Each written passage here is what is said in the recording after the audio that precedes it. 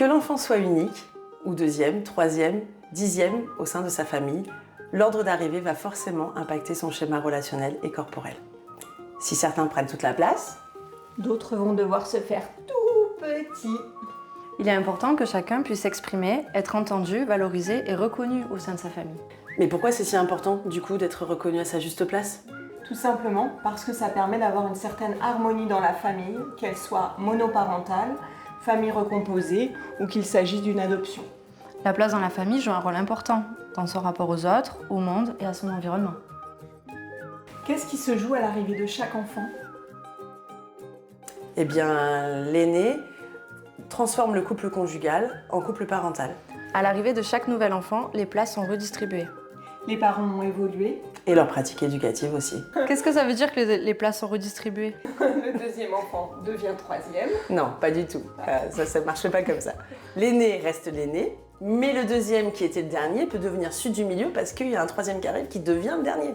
Le petit dernier, quoi. Voilà. Et si on a 10, Jusqu'à l'arrivée du prochain. peut-être. Quoi qu'il arrive, chaque enfant a envie d'obtenir la reconnaissance de ses parents. Mais comment ? En attirant son attention, par exemple. En cherchant leur affection dès son plus jeune âge. Ça crée des rivalités dans la fratrie ? Oui, mais la rivalité est importante pour le développement de l'enfant et l'estime de soi. Ça permet d'expérimenter différentes stratégies, différents espaces de négociation. Donc si j'ai bien compris, c'est normal que des frères et sœurs se disputent. Oui, à partir du moment où il n'y a pas de prise de pouvoir systématique par l'un ou par l'autre de ses enfants. Waouh, sacré dilemme. Du coup, qu'est-ce qui est important de retenir ? C'est important de retenir que chaque enfant est unique et qu'il développe ses compétences à son propre rythme. Donc, ne pas les comparer entre eux. C'est nécessaire d'accompagner chaque enfant en fonction de ses besoins spécifiques, de ses singularités. Du coup, d'encourager la cohésion dans la fratrie. Complètement. Et attention aux étiquettes. Il est sage. Turbulent. Calme. Il parle tout le temps. Il est jaloux.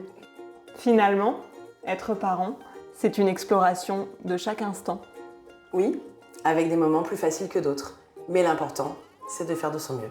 Et si vous voulez augmenter votre mieux, vous pouvez nous retrouver au point relais famille de la communauté de communes Provence-Verdon. Retrouvez toutes les informations au bas de la vidéo, l'agenda, les professionnels que vous pouvez venir voir. À bientôt. À très bientôt.